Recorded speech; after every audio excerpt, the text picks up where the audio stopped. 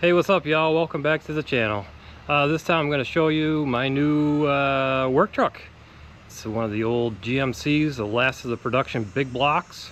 It's kind of a dream truck of mine, so stay tuned. Was that a dream or a nightmare?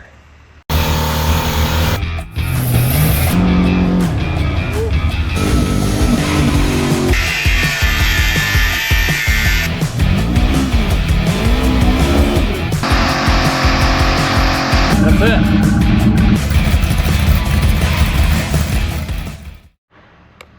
It is a 2001 GMC Sierra 2500 single cab. It has the legendary 8.1 Vortech 8100 with the Allison 1000 5-speed automatic transmission. Now, as you can see, it's got, this is a custom ordered paint color because the guy that bought this couldn't figure out what color he wanted. So he's like, hey, I like white, I like green, I like tan, give me the XYZ R4.16 paint code so I can have all different colors and enjoy them all. As you can see, there's some rust here and there. Down here, there's some stuff missing here, you know, stuff that used to go here and here. It's pretty typical of GM cab corners, rocker panels. We're gonna go through and do all that, but it's pretty rusty underneath. Pretty rusty, but it's still kind of solid. Get over here, you know what's underneath these things. These are rust hiders. You know, you just put those on and cover up your rust holes. Get a few more years out of them, but that's okay. It's a work truck. I got it for a steal from a friend of mine.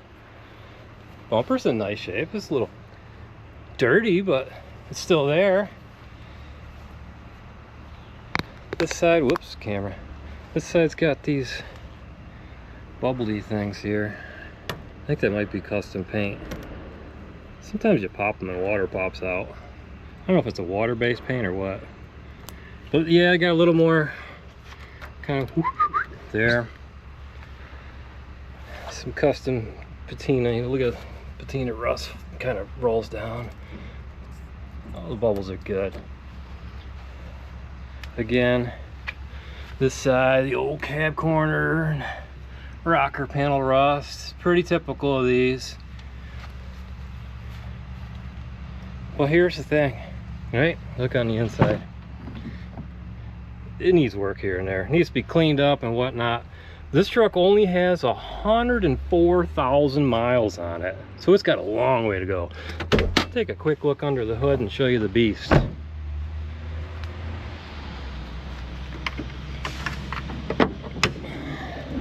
There it is.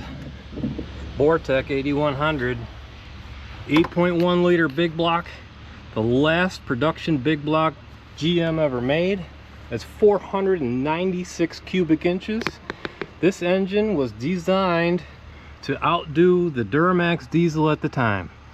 I believe, if I'm not mistaken, this has a little more torque than the Duramax back then, and it's mated with the same Allison 5-speed transmission, same drivetrain. This truck's gonna make me an absolute beast of a work truck for plowing, towing, hauling, and we're gonna get it ready. We're gonna get it ready for a sticker, make it look more presentable. I bought it really cheap for what it is. Came with a 7.5 foot Fisher plow, so I mean, it needs a little bit of work here and there, but it's going to be wonderful. It's going to be really a nice addition to my workforce. You know, I got the old 2011 2500 Silverado here. This truck also has been an absolute workhorse, but we got the truck camper and I don't like taking it on and off, so I want to leave the truck camper on Big Red for the summer. He's got 183,000 miles on it, but still going strong. So that's the goal. Replace all the working load with this old beast right here. So as you may see, it's been parked here for a while, probably about 4 or 5 weeks. And you can see by the lack of grass here that, well, we have a problem with the radiator. I was driving it home and it actually cracked one of the side covers there, end caps, plastic end caps. They're pretty typical, but the rest of the radiator was good. So I ended up, it's a whole story. We'll get into that next. What's up, chicken? You got anything to say? What? Where are you going? Bye. So the truck A1 needs a new radiator, right? Because the plastic piece was cracked on the other one, and they're $300 to $500 new. So what do?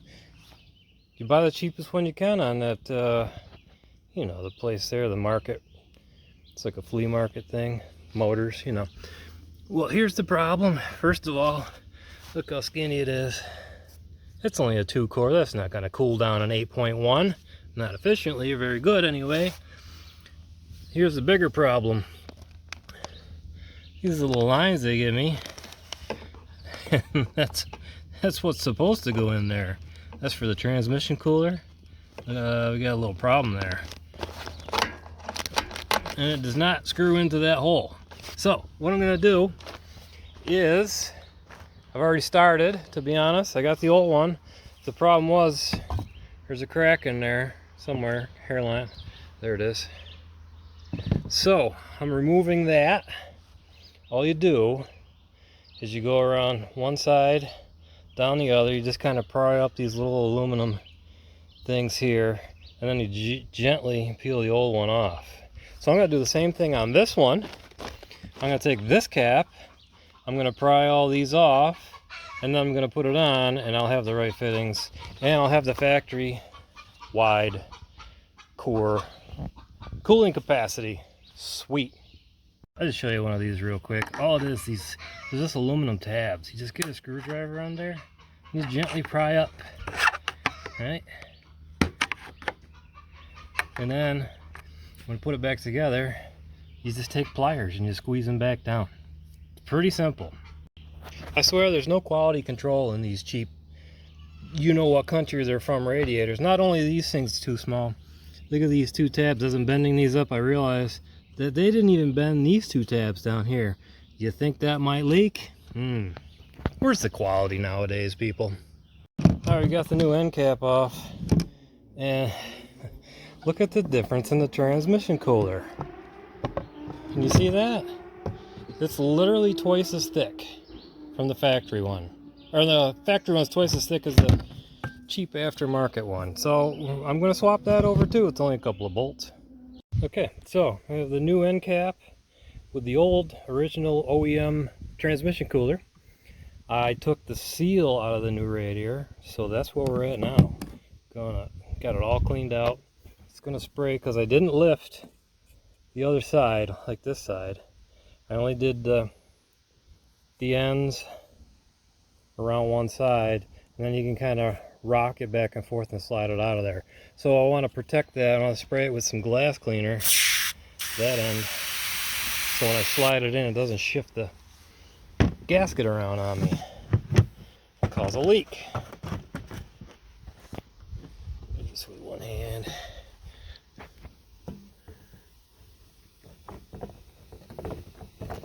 Get in like that, down underneath. And then that should just kind of do the old wiggle, jiggle, shimmy, shake. Get it in place. I can't do it with 2 hands, and I don't have my tripod, so stay with me. Now that everything's lined up, I had to take a hammer because this will get out of line here. What in the world is up with that chicken? So I took a little brass hammer, just kind of gently tapped everything back in line here. So now what you do is you take your vice grips, you set it to like what you want, to the depth, and you kind of squeeze and tip at the same time, and that clamps it right back down. It's going to go all the way around, and we should have a good working radiator by now. What is wrong with you? Really? I don't see that problem. It's gonna work. It's better quality than I got. Don't tell me it isn't. And you just gotta, oh, let me switch hands here because I'm right-handed. You gotta set your vice grips to like a depth to stick with it to what works, so that when you do them all the way across, it's an even clamping force, so you're not like just pinching it hard here and not hard here. They all got to be even all the way across when you're pinching them down. The finished product, here we go, all nice and clamped in there. So we basically got a new end cap. Oh, look at this, look at the quality, look at it, brand new, broken junk. So it's solid. We got the factory cooler inside this plastic cap. So basically all I did was take this plastic end cap and the seals off the new turret of our radiator. We're good to go. So what's the next logical step after we get the radiator fixed, we got it running, so now we can drive it again? Well, what do you do first? Now you wash it. Hey, you get all the grime and mold and crap that was off it, cleaned up the wheels a bit. See, it's looking better already. You make the best of what you got. It doesn't have to be perfect. And then of course, what makes or breaks a vehicle? Wheels. You gotta have good looking wheels. I mean, for what they are, they're good looking. I got new center caps, new lug nuts. Makes the whole vehicle. Let's face it, wheels. So dude, what do you think of the wheels? Craigslist rebuild? Redo the wheels instead of the rust? Come on, wheels are where it's at. We all know that. Wheels makes or breaks a vehicle. You got a point. So in the great state of Massachusetts, none of this will pass your vehicle inspection. So I'm just gonna get down and dirty. We're just gonna cover it up. I got some replacement panels. They're not slip-ons. I should have got slip-ons, so it would have been a lot easier, but I just got these. I cut off the ends, I cut off this top part here. We're just gonna rivet it on quick so you can't see the rust. And then I'll do the same thing with the cab corner, and I'll give you a quick shout and show you what it's like when it's done. Oh, here's a good idea. Let's put this foam in the corner of the cab corner. That'll cut down on sound, right? No. That's why it rusts out. Good idea, GM. Now, if you really cared about your truck, you're supposed to cut all this out. Cut it out, get it out of the way, get the rust, treat the rust, and then weld in the new panel. But, well, I care, but do I? I only need a couple years out of this truck. Well, I ran into a problem here. This particular patch panel, wasn't counting on this. This just popped out as I'm riveting here. It's pretty thin, so I'm going to take part of what I got cut off. We'll make a little patch and we'll just make it work. Well, that just went horribly wrong. See what I did here? So these are replacement panels and they don't fit right. They're not slip-ons, so I meant to cut the back side off here so that it would slip on over. And in my this morning, you know, I haven't even eaten breakfast yet. Not thinking, look at it. Look, come on, get on there. I cut the wrong side off. Wow. Well, let me see if I can save this anyway. Okay, so that took way longer than it should have. Just kind of hacked a piece in there. Got this as close as I could. We'll fill it up with some Wango. Some type of putty, you know what I'm saying? So now that we got the new metal covering up the rust here, we gotta church it up a little bit. Get rid of those pointy things sticking out. Right? That's good. And we gotta cover up this rust. Right? Sticker. What rust? I don't see any rust. Do you see any rust? Alright, so here's the deal. This truck. Radiator blew out. You saw me fix that fiasco. Then a transmission line blew out. And then another transmission line just started leaking. These are really easy to replace. Just wanted to show everybody. You start, it's got this little retainer, plastic retainer thing. I already got this one off, so I'll show you it's a little easier. It's got this clip here, right? What you gotta do is pretty simple.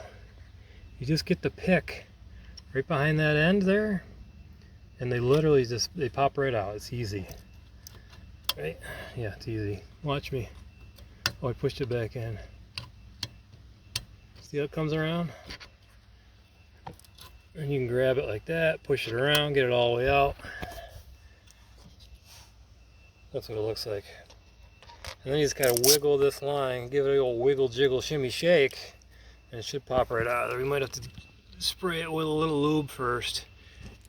That's it. I'm gonna replace both of them. One's leaking, but 2 out of 3 already leak, so might as well get them all done because they're not that expensive. Well, I ended up replacing all the transmission lines because they're pretty rotten. And you know what? These are one things that'll leave you stranded. I actually thought about just cutting it like here and then the other end and just kind of running a rubber hose to get rid of everything in between. But the very first one I had rotted like right here, right at the fitting. So like, it's $200 for all 3 lines. I'm just gonna get, like I said, they leave you stranded, then your day is wrecked. You're sitting around waiting for somebody, and you're like, this sucks. Now what? What do I do now? You know, then you're just sitting around waiting for somebody. It stinks. Your day's shot. Oh boy. She's good, right?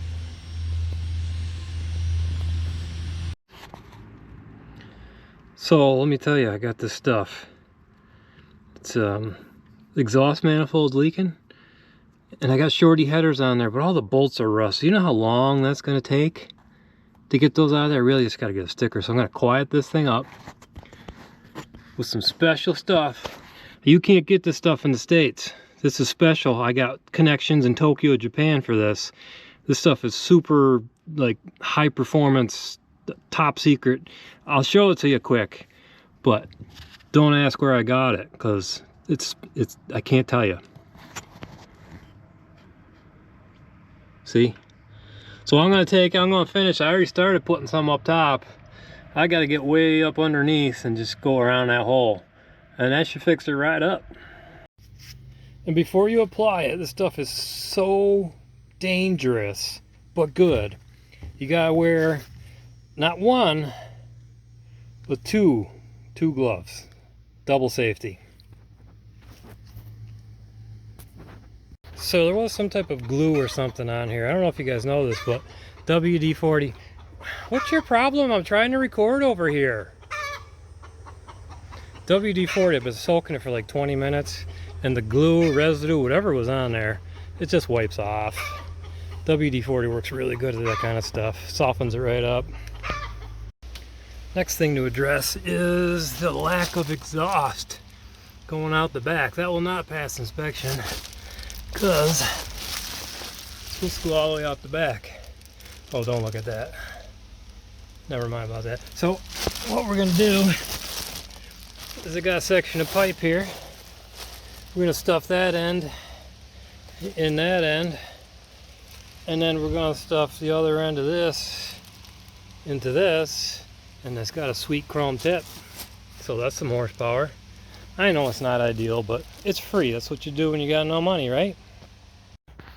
Okay, and we got it all churched up. Looking way, way better. A little shine here and there. With all the blending metal and paint and wonderfulness. Cleaned up the wheels. Put some WD-40 on the paint.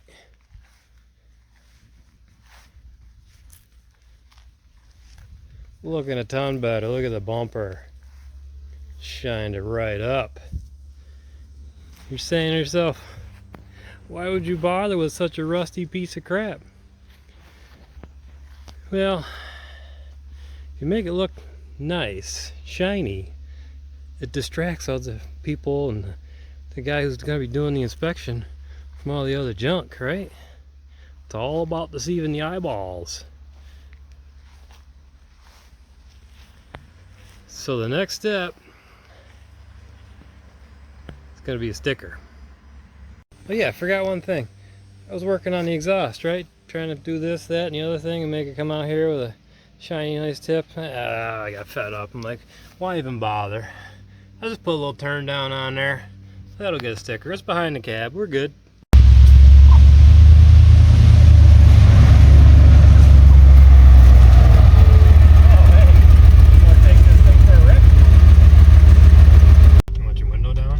Yeah, how do you run the window?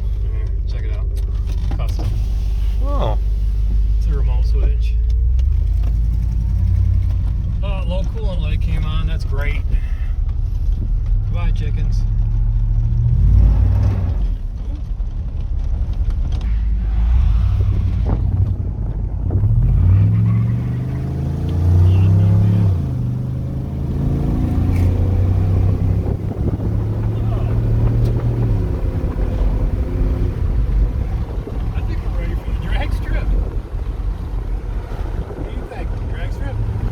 Let's do it. This thing drives really good. 104,000 miles and steers hot. I love it. That's my best part. Going down a steep hill like this, the Allison transmission. Like, I ain't even got to touch the brakes and nothing. It just holds the speed for me. I love that. Except you got a schmuck in front of you and you got to slow down.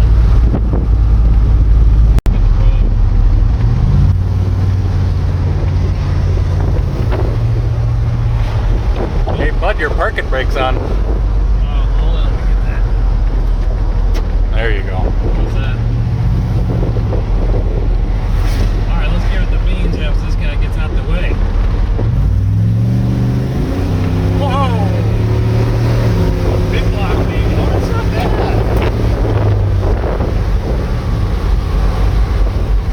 Not bad at all. Boy, you don't need the brakes mess with that Allison transmission. As soon as it senses you're slowing down, downshifts, engine braking. This thing cruises really nice. It doesn't look it from the outside, but it cruises nice. Now, I know I drove it home, but the radiator was leaking like crazy, and I was just like, get it home, milk it home, just get it home. So now that we've driven it a little bit, and you know, realized that it's pretty decent, I think there's one thing left to do. That's a burnout. It's a nice mount you have. I don't want to lose a $400 camera. You gotta have some insurance.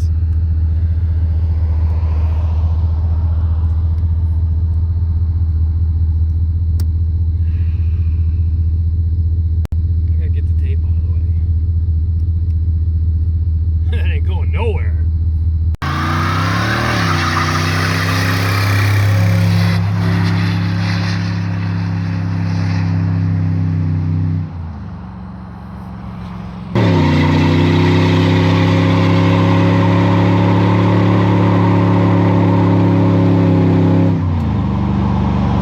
We might have to try that again.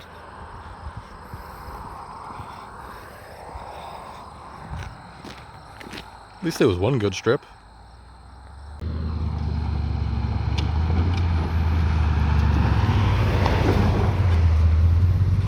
How's that?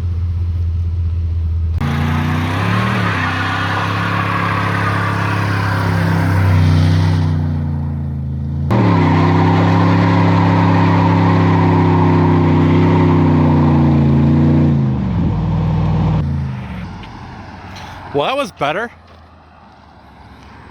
We got them both that time. Look at that. That's a nice little patch.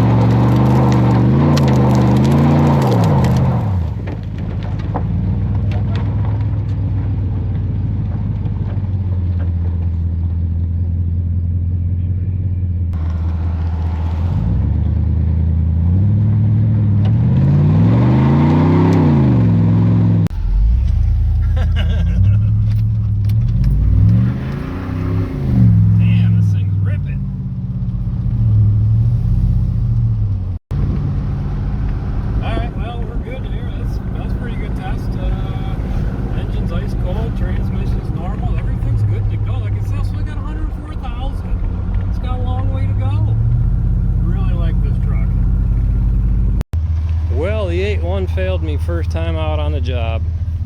My fault. My fault. Look at that. Hitch broke right off. Thank God the trailer wasn't loaded. So let me show you what happened with that trailer incident, with the trailer on the ground. I was backing up. I thought I was running over something with the trailer, but actually the trailer was butted up against a side hill and I gave it too much gas. And this thing had so much torque that I literally just twisted this sure that this flaky stuff doesn't have anything to do with it, but it just twisted it right off. Also, doesn't have the support here anymore underneath the bumper. Look at, I didn't know, I didn't check, I just assumed because the last guy that owned it did everything with this truck, towed, hauled, plowed, everything. So main reason I bought this was for towing, because it's an 8.1, you know, I need that capacity. And I'm not sure what I'm gonna do right now. All right, so to wrap this video up, we named the truck Patches. I mean, because, well, if you can't figure it out, raise your hand. So it passed the tow test till it didn't pass the tow test anymore. Does a great burnout. I'm sure it's gonna haul to 2,500 with 3,500 springs. It's low mileage. I don't know what to do with it now, that rust.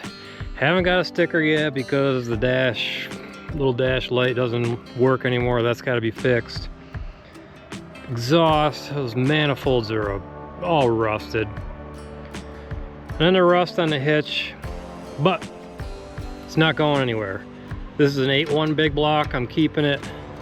I don't know, maybe I'll pull the motor out and put it in a short bed truck. I've always wanted that. That'd be great. Short bed tow truck. So yeah, thanks for watching. Like, subscribe, share. Stay tuned, see what we're gonna do next with this truck. You got any ideas? Let me know. Have yourself a great day.